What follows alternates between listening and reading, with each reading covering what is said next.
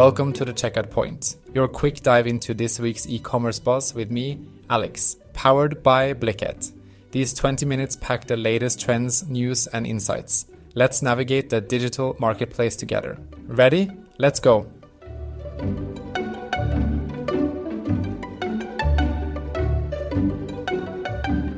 Hey folks, welcome to another episode of The Checkout Point by Blicket.co. I'm Max, coming to you slightly over-caffeinated as usual and ready to dive into the wild world of e-commerce. And I'm Rachel, bringing you the warmth of my freshly brewed chamomile tea here. We're thrilled you're joining us for week 21 as we explore the latest trends, strategies, and news in e-commerce. Oh, just before we kick things off, I'm super excited that we just published that new blog post on our website titled Maximize Your Conversion Funnel, 7 UX Design Secrets Every E-commerce Leader Should Know. Can't wait to get into that with you all today. Yes, I peeked at it earlier, Max, and it's packed with goodies. We'll definitely be taking a deeper dive into those secrets in just a bit. But first up, we'll explore some groundbreaking logistical strategies that are shaking things up from warehouses to your doorstep. Then we've got something you won't believe. Flash sales are still holding on to that luxurious allure. And guess what? They're merging with gaming. We're going to look into how this savvy mix is redefining consumer engagement. Oh, and speaking of game-changing, let's not forget the big double-edged sword of AI in marketing. We're unpacking how it's reshaping brand identities and where it could be taking us next. And just when you thought we'd run out of steam, we're set to navigate the turbulent waters of international e-commerce. Trade tensions, tariff changes, you name it, we're covering it. It's a whirlwind of an episode, and whether these are mere ripples or massive waves, we'll figure out how AI might just be steering the ship for companies and consumers alike. Talk about sailing the digital seas, Rachel. Folks, you're in for quite the journey today. Absolutely, Max. So buckle up, grab your favorite beverage, and let's get started on this exciting episode of The Checkout Point by Blicket.co.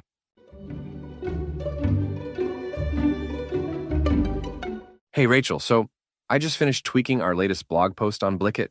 It's all about juicing up your e-commerce conversion funnel using some UX design secrets. Pretty nifty stuff, honestly. Oh, Max, I dove into that post earlier, and it really hit on some pain points. E-commerce sites can be such leaky buckets with their conversion rates. The post really does a deep dive into sealing those leaks with UX, right? Exactly. One of the coolest parts I found, well, secret number 3 in the post, talks about the magic of simplifying the checkout process. Did you know the average checkout form has like 15 fields? Cutting that down can seriously boost conversions. That's gold, especially since I just abandoned a cart yesterday because they wanted my dog's middle name. Just kidding, but seriously, there was like an endless scroll of fields. What about another tip from the post? Anything about mobile optimization? Oh, for sure. That's actually secret number 5, optimizing for thumbs. Sounds funny, right? But with more than half of web traffic coming from mobile devices, the post suggests making all your buttons and interactive elements easy for mobile users to navigate, which totally makes sense. Oh, totally. Nothing worse than trying to hit a tiny add to cart button on your phone and accidentally zooming in on the photo instead. It's the little things like that which can totally turn off potential buyers. Right, and we don't just throw these suggestions out there. The blog post links to studies showing how these tweaks have increased sales by up to like 20% for some sites. Real heavy hitter advice there. Speaking of advice, I really appreciated the insights on emotional engagement. That's our secret number 7. The post talks about how tying emotions into the shopping experience can help transform passive browsers into active buyers. That emotional connection is so powerful. Absolutely, and you remember when we tweaked our site last year, adding those customer testimonials and engaging product stories? I feel like that made a huge difference in how long people spent on our pages. Right. I'd love for our listeners to read up on these tips and maybe get inspired to test them out. Every e-commerce site could benefit from beefing up their user experience, that's for sure. Yeah, folks, you have to check out this post on our site, Blicket. It's packed with actionable advice, real-world stats, and it's not as dry as your typical marketing spiel. Very digestible. Oh, and it's peppered with some of Max's humor too, so you know you're in for a treat. Check out the full article at Blicket.co. It's titled, Maximize Your Conversion Funnel, 7 UX Design Secrets Every E-commerce Leader Should Know. Trust me, it's worth the read. Yeah, and who knows? It might just save your conversion funnel from becoming a sieve. All right, let's switch gears and talk about.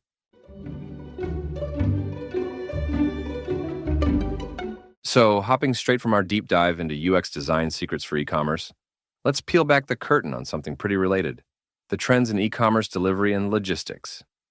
Now, Rachel, did you see the news about Stored, that e-commerce startup taking on a giant like Amazon? Oh, yes, Max. I was just reading about that. Stored acquired a UPS subsidiary, right?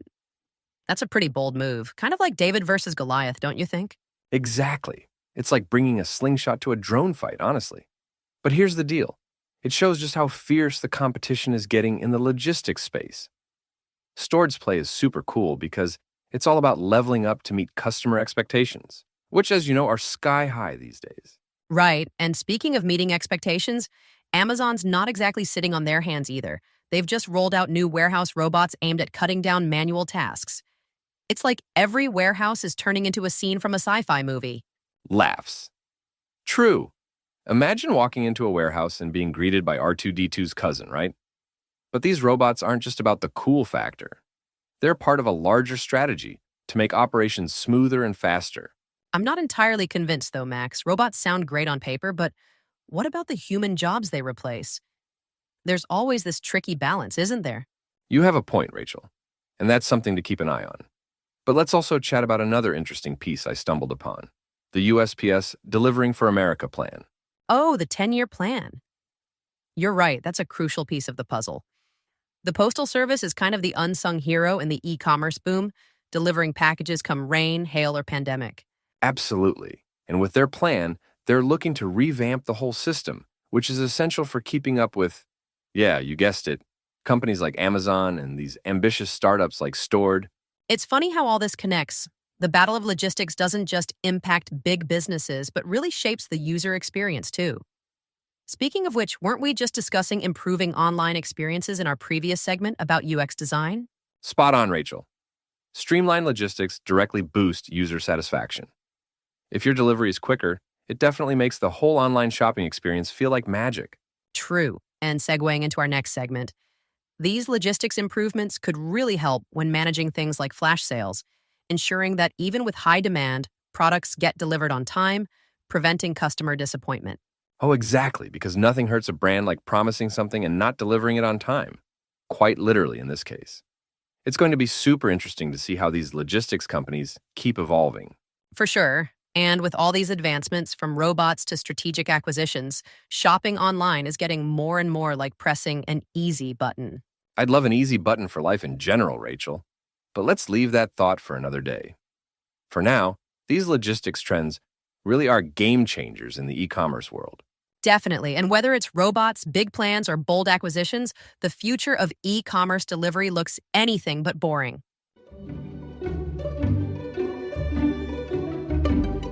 So, jumping right off the back of our chat about the latest in e-commerce delivery and logistics, there's this fascinating twist in marketing strategies that's just surfaced. Oh, I think I know where you're heading with this. Are you talking about that fresh take on flash sales I've been reading about? Exactly. Flash sales, but with a twist. They're being executed in a way that avoids damaging the brand. It's super cool because typically, flash sales are like those big clearance bins in stores. Right, where everything is just tossed in and it feels a bit chaotic, kind of like the mad dash in those old game shows. Exactly. But now, they're saying it's possible to keep that luxury feel, even in the rush of a flash sale.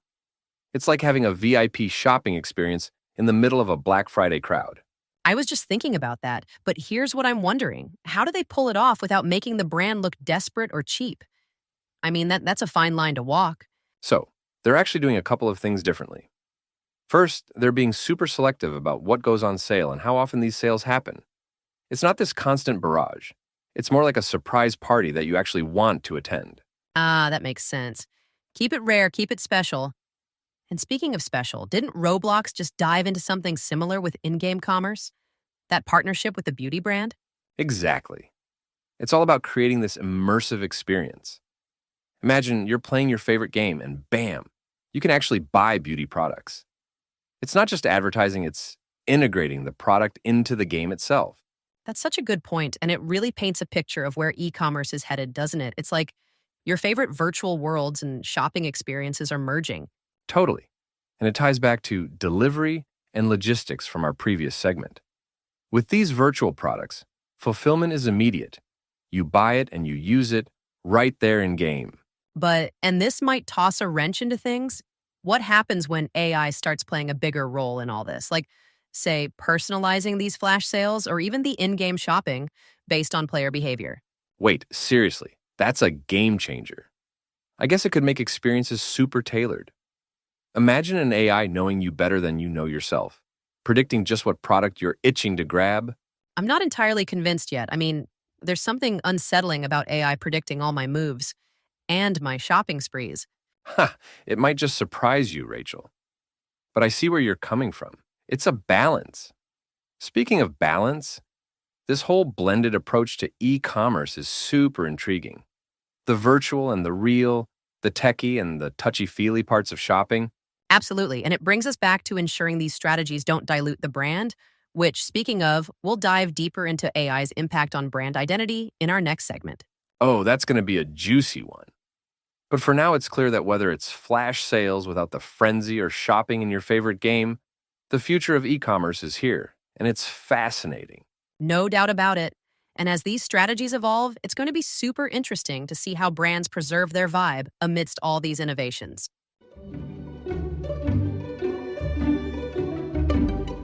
All right, Rachel, so just when we thought we had it all figured out with marketing strategies and avoiding brand damage, here comes AI stirring the pot again.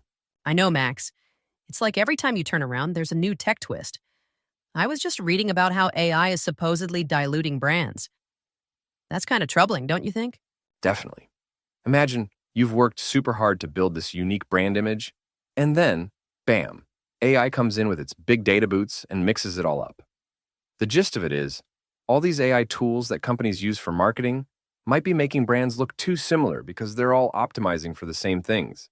Right? It's like if every brand is using AI to analyze trends and customer behavior, they might all end up selling the same style of t-shirts. But here's what I'm wondering. Doesn't that kind of clash with what we just talked about in the last segment, where brands are using flash sales smartly without hurting their unique image? Exactly. It's a bit of a double-edged sword. You've got these tools that can boost your sales, but at the risk of losing what makes your brand special. It's like playing a strategy game where every player suddenly gets the same power-up. Suddenly, it's not about the strategy anymore. And speaking of strategy games, don't forget about agentic AI. That's another layer to this whole scenario. Oh, totally. For those who might be scratching their heads, agentic AI is this super cool concept where AIs are not just tools, but they act like agents on behalf of a company. Like, imagine your shopping assistant isn't just a website, but it's more like a shopping buddy who really knows you. That's agentic AI. That sounds super futuristic, Max. But it's happening now, right? This kind of ties into our next segment on international e-commerce trends. Because imagine if your agentic AI could also understand cultural nuances. That could totally change how we shop from international brands. Oh, absolutely. It'll be like having a personal shopper in your pocket who knows that in Japan, for example, you don't just buy a gift, you buy the right gift. It's all about personalization, and honestly, if done right, it could really set brands apart, instead of blending them into one big AI-generated soup. Wait, seriously? AI-generated soup? That's one recipe I'd like to see. You know what I mean. But really, while AI help brands scale and understand massive amounts of data, there's that challenge of keeping the brand's unique flavor. I see your point, but isn't there also a chance that AI could help brands become even more unique? Like by figuring out super specific niches that humans might overlook? For sure, and that's the magic of AI in e-commerce. It's all about how you use it. As we dive into these new tech advancements, it's like navigating a minefield wearing VR goggles. Super exciting, but you gotta watch your step. And keep tuning in because technology in e-commerce is one wild ride. And speaking of rides, I can't wait to explore how these trade tensions we're discussing next are shaking up shopping on a global scale. Oh, international intrigue and shopping? Count me in. But that's a sneak peek for what's coming up. For now, let's keep pondering how AI can either make or break our beloved brands.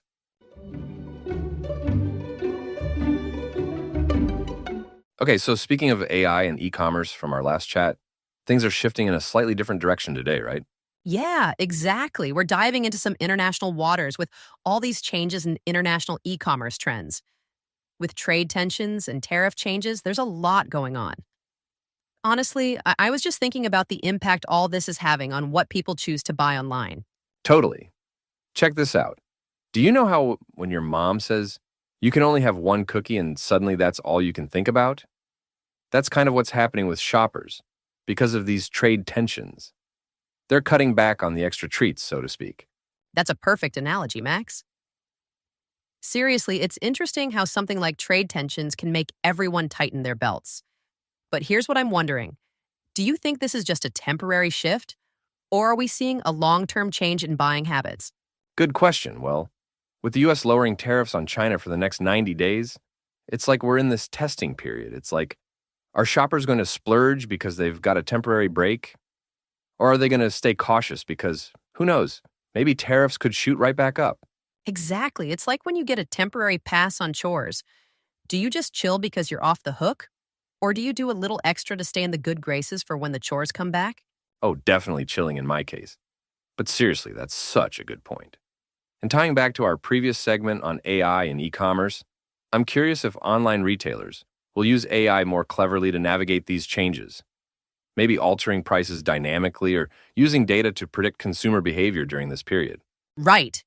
Because, if AI can help tailor the shopping experience during uncertain times like these, maybe brands can keep their edge, but I'm not entirely convinced yet. It seems like a tricky balance to maintain, using tech without making the shopping experience feel too, I don't know, impersonal? Yeah, finding that sweet spot is crucial. Hey, I just had a thought. What if during this tariff timeout, we see a surge in more innovative or risky consumer goods? Maybe products that were too expensive to import before might sneak onto shelves and online carts. Ooh, that would be super cool to see. Imagine gadgets and toys that we haven't seen here because of those cost barriers. But also, this could be a fantastic time for local products to shine, right? Like if tariffs return, people might stick with the local stuff they've discovered and loved. Totally. It's like finding a new favorite snack at the corner store. Once you try it, you're hooked, tariffs or no tariffs. Absolutely. And that brings another angle into our e-commerce saga. It's all about adapting, whether you're a buyer or a seller, adjusting to new norms, whether they're temporary or here to stay. For sure. Speaking of adjusting, I can't wait to see how holiday shopping stats look with all these changes. Could be some wild cards this year. Definitely something to keep an eye on. And speaking of changes, in our next segment, we'll be looking at how this all ties into the bigger picture of global e-commerce strategies. Stay tuned, right? Yep, it's all connected. Can't wait to dive deeper into that. But for now, let's keep tracking these trends and see where this roller coaster takes us.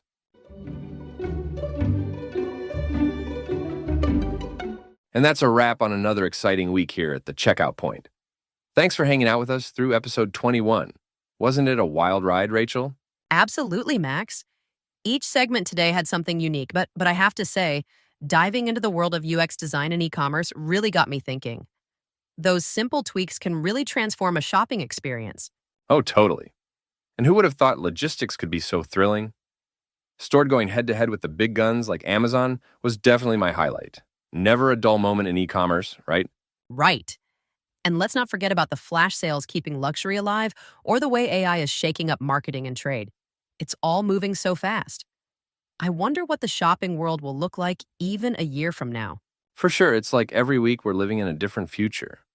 Speaking of futures, if you enjoyed getting a glimpse of tomorrow with us today, we'd love it if you joined us again next week. We'll have more e-commerce insights, Rachel's wise reflections, and hey, maybe a couple more of my terrible jokes. Yes, and don't forget to check out blicket.co for some extra resources to keep you at the top of your e-commerce game. We're always excited to share more with our amazing community. Seriously, your support means the world to us. It's what keeps this show running and, well, keeps us on our toes. So, until next time, keep pushing boundaries and questioning the norm. Think about how you can apply what we covered today in your own ventures. And just keep being the awesome listener you are. We'll catch you next week. Same time, same place. More surprises. Stay curious and stay connected. See you later, folks. Bye.